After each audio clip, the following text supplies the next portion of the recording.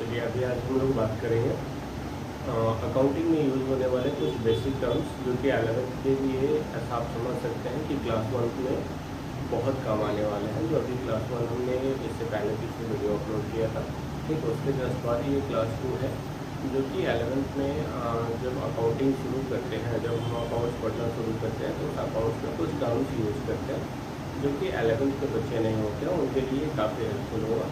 तो सबसे पहले हम उन टर्म्स के बारे में थोड़ा सा जानेंगे, कौन कौन सा टर्म्स होता है, क्या क्या होता है और उसको कैसे हम समझ सकते हैं।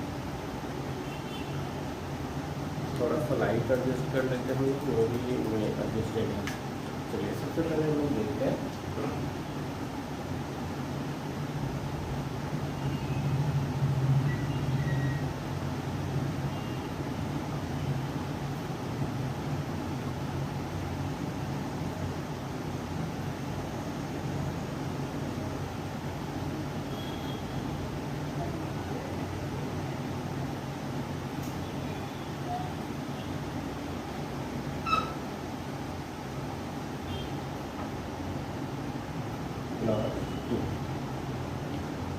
देखिए सबसे पहले इसमें कुछ टर्म्स होता है।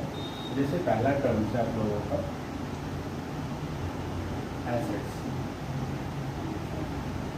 एसेट्स, दूसरा टर्म्स है आप लोगों का लायबिलिटी,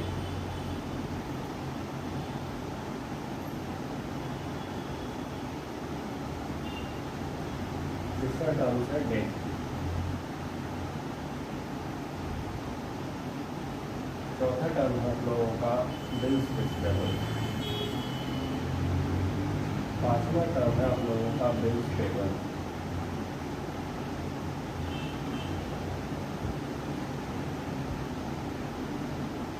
सबसे पहले हम लोग देखते हैं एसेट्स क्या होता है। तो एसेट्स बेसिकली वैसी कोई भी वस्तु, कोई भी सामान जिसका कोई ना कोई एक निश्चित मूल्य हो, एक वैल्यू हो, उसको हम एसेट्स कहते हैं। जैसे fan, furniture, machinery, vehicles,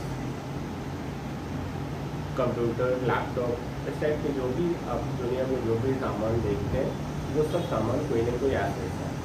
assets दो तरह का होता है, एक होता है फिक्स एसेट्स, दूसरा होता है करेंट एसेट्स। सबसे पहले तो आपने समझा कि एसेट्स क्या होता है। एसेट्स और एसेट्स दो तरह का होता है। पहला होता है फिक्स एसेट्स, दूसरा होता है current assets. Current assets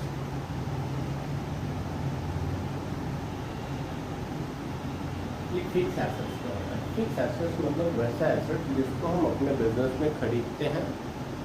business में का जो ऑपरेशन होता है उस ऑपरेशन में हेल्प करने के लिए, यानी आप ऐसा कह सकते हैं कि जैसे एक किराना दुकानदार है और वो अपने बिजनेस में जो फर्नीचर खरीदा है, वो अपने बिजनेस में जो तराजू खरीदा है, जो वजन करने के लिए खरीदा है या बैठने के लिए जो चेयर खरीदा है, उसको हम फिक्स एसेट्स कहते हैं। या फैन खरीदा है तो उसको हम फिक्स एसेट्स कहते हैं। लेकिन करेंट एसेट्स क्या होगा। करेंट एसेट जिसको बेच करके पैसा कमाने के लिए खरीदते हैं।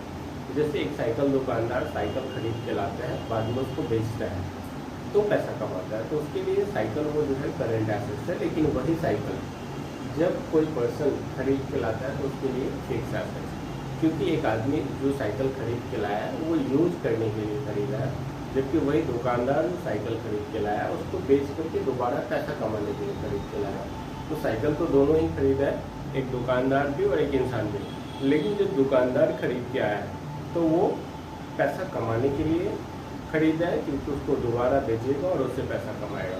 लेकिन एक इंसान खरीदा है तो उस इंसान ने ये सोचकर खरीदा है कि इसका यूज करना है। तो वैसे फिक्स एसेट्स और करेंट एसेट्स में हम डिफरेंस कैसे भी निकालेंगे तो ध्यान रखेंगे, जो बिजनेस के ऑपरेशन में हेल्प करे उसको हम फिक्स एसेट्स कहते हैं, और जो बिजनेस में बेचने की वजह से इसे खरीदते हैं उसको हम करेंट एसेट्स कहते हैं। जैसे फैन आपके हमारे लिए वो फिक्स एसेट्स है, लेकिन वही फैन पंखा के दुकानदार के लिए करेंट एसेट्स है।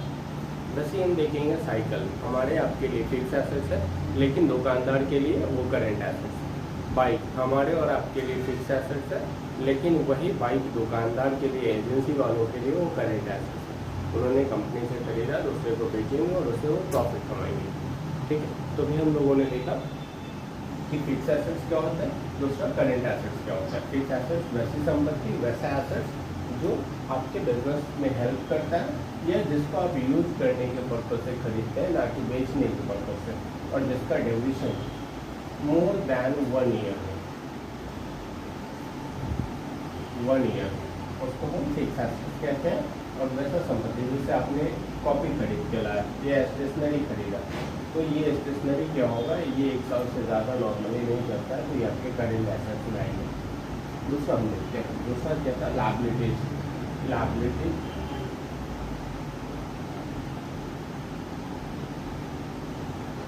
लायबिलिटीज भी 2 तरह का होता है, एक होता है करेंट लायबिलिटीज या एक होता है शॉर्ट टर्म लायबिलिटीज।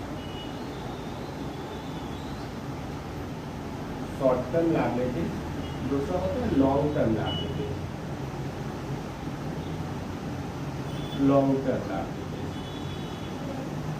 देखिए शॉर्ट टर्म लायबिलिटीज और लॉन्ग टर्म लायबिलिटीज, सबसे पहले हम देखेंगे लायबिलिटीज क्या होता है। तो लायबिलिटीज मतलब जो कर्ज हम लेते हैं किसी से, उसको हम लायबिलिटीज कहते हैं। उस लायबिलिटीज को हम 2 भागों में बांटते हैं, एक शॉर्ट टर्म होता है, दूसरा लॉन्ग टर्म होता है। शॉर्ट टर्म का मतलब वैसा लायबिलिटी जिसका भुगतान या वैसा कर्ज जिसका भुगतान 1 साल के अंदर करना हो, उसे हम शॉर्ट टर्म लायबिलिटीज कहते हैं। और लॉन्ग टर्म लायबिलिटीज जिसका भुगतान हमें 1 साल से ज़्यादा दिन में करना है या 1 साल के बाद करना है या 2 साल, 3 साल, 5 साल, 10 साल में करना है, तो उसे हम लॉन्ग टर्म लायबिलिटीज कहते हैं। सपोज अगर आपने एक दुकान किया है और आपने 2, 4, 5 महीने के लिए अपने किसी दोस्त से कुछ पैसे उधार लिए हैं और उसका भुगतान आपने बोला 2 महीने में या 3 महीने में या 5 महीने में दे दूँगा, तो वो शॉर्ट टर्म लायबिलिटीज है।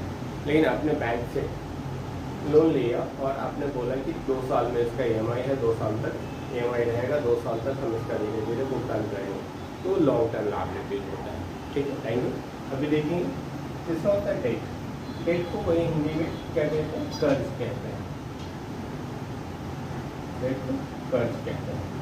चौथा नेक्स्ट पॉइंट है आपका बिल्स रिसीवेबल। बिल्स रिसीवेबल क्या होता है कि जो बिजनेस में कई बार क्या होता है, जब हम सामान उधार खरीदते हैं तो कैश की जगह पर बिल दिया जाता है और उस बिल्स पर टर्म्स एंड कंडीशन होता है जिसका पेमेंट हम अगले 2 महीने में या 3 महीने में या 20 दिन में या एक सर्टेन टाइम के बाद हम कर देंगे, तो उसको बिल्स रिसीवेबल कहते हैं।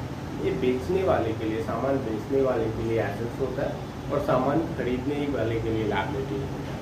बेचने वाले इसको बिल्स रिसीवेबल कहते हैं और खरीदने वाले इसको बिल्स पेबल कहते हैं। ठीक है, अभी नेक्स्ट टॉपिक देखेंगे, बिल्स रिसीवेबल और बिल्स पेबल हो गया, डेट हो गया, लायबिलिटीज हो गया। और इस वीडियो में हम लोग इतना ही देखेंगे। अभी इसके साथ साथ हम लोग थोड़ा और आप लोग चाहिए तो इसका स्क्रीनशॉट ले सकते हैं और या नोट कर सकते हैं। अभी हम लोग उसके बाद देखेंगे जर्नल एंट्री। जर्नल एंट्री क्या होता है, कैसे बनाते हैं और जर्नल एंट्री में कितने कॉलम्स होते हैं, उसके बारे में देखेंगे।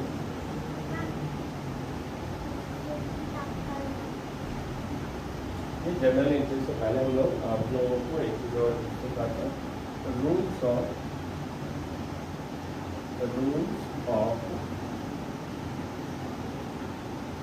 Debit and credit.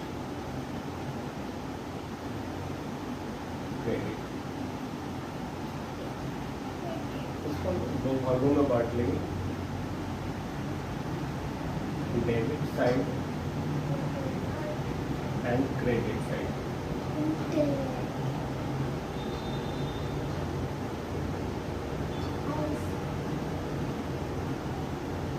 पहले होता है पर्सनल अकाउंट।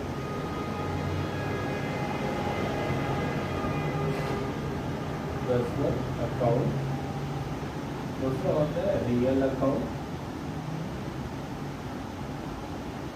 और तीसरा होता है नॉमिनल अकाउंट।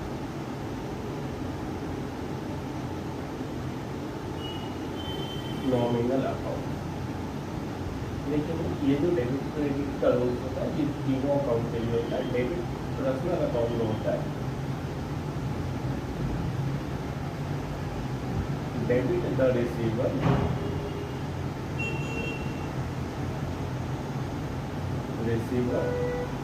एंड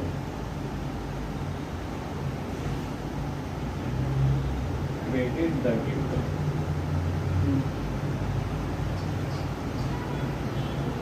दूसरा होता है रियल अकाउंट। रियल अकाउंट के लिए होता है डेबिट वर्ड्स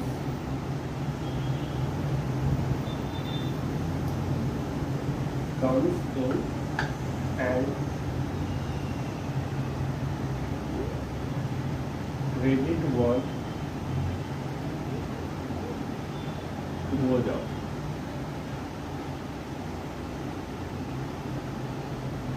थर्ड होता है आपका नॉमिनल अकाउंट। नॉमिनल अकाउंट में होता है debit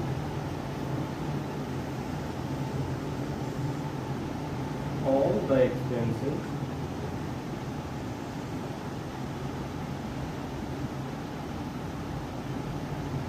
and losses and credit all the income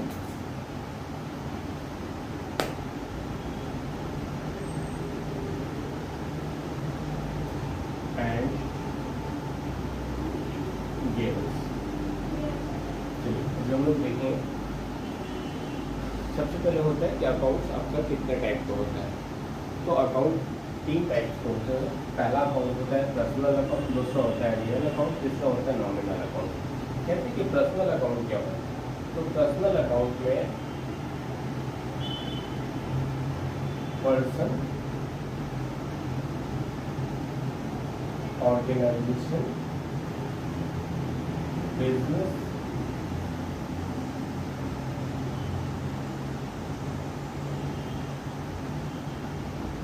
आते हैं। रियल अकाउंट में क्या होता है? रियल अकाउंट में एसेट्स एंड लायबिलिटीज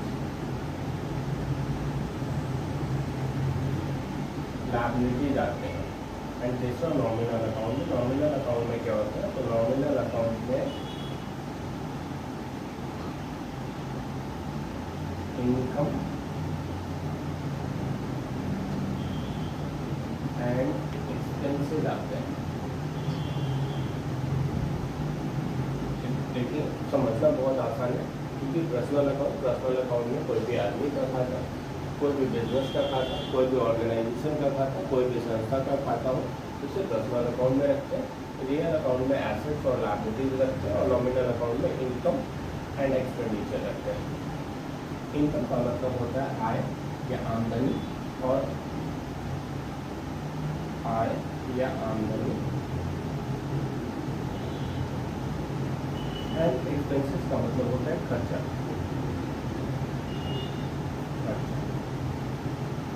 याद रहेगा। तो अभी हमने देखा 3 तरह के अकाउंट्स होते हैं। पहला पर्सनल अकाउंट, दूसरा रियल अकाउंट, तीसरा नॉमिनल अकाउंट। पर्सनल अकाउंट में किसी भी आदमी का खाता, किसी भी ऑर्गेनाइजेशन का खाता, किसी भी बिजनेस का खाता आएगा तो उसे पर्सनल अकाउंट में रखेंगे। एंड रियल अकाउंट में एसेट्स और लायबिलिटीज रखेंगे, और नॉमिनल अकाउंट में इनकम और एक्सपेंडिचर रखेंगे, यानी खर्चा और आमदनी रखेंगे। नेक्स्ट देखिए, पर्सनल अकाउंट के लिए कहता है कि डेबिट द रिसीवर, जिसको मिलेगा, चाहे वो किसी आदमी को मिले, किसी बिजनेस को मिले, किसी ऑर्गेनाइजेशन को मिले, किसी संस्था को मिले, किसी कॉलेज, हॉस्पिटल, किसी को भी मिले, तो उसे हम जिसको मिलेगा उसको हम रिसीवर कहते हैं, और रिसीवर को डेबिट करते हैं। दूसरा कहता है कि जिसको देते हैं, जो देता है उसको गिवर कहते हैं, और गिवर को क्रेडिट करते हैं। तो ये ऐसा कह सकते हैं, पाने वाले को डेबिट, पाने वाले को डेबिट,